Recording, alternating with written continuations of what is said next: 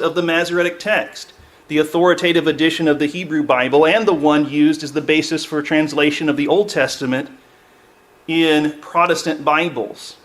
They go on to say the Dead Sea Scrolls, those found at Qumran and elsewhere around the Dead Sea, contain versions quite similar to the Masoretic text, but with many small differences.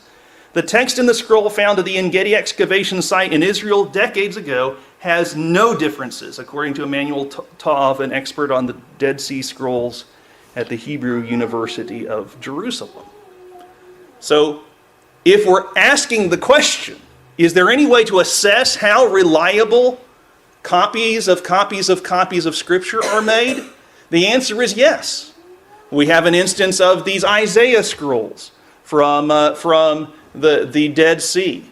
And when we examine the differences, we find that they are negligible, insignificant differences. And so we find those copies to be extremely reliable.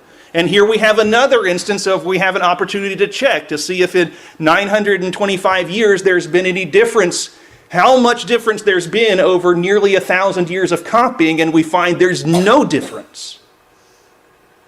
And so the answer to the question of how reliable were the Scriptures being copied is very, very, very reliably.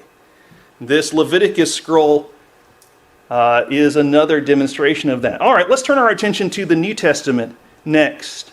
How reliable are the New Testament Scriptures? And to examine this, we're going to take a little different tack, and that is to make some observations about some other ancient manuscripts written about the same time as the New Testament in Greek and Latin. The first author we're going to examine is Lucretius.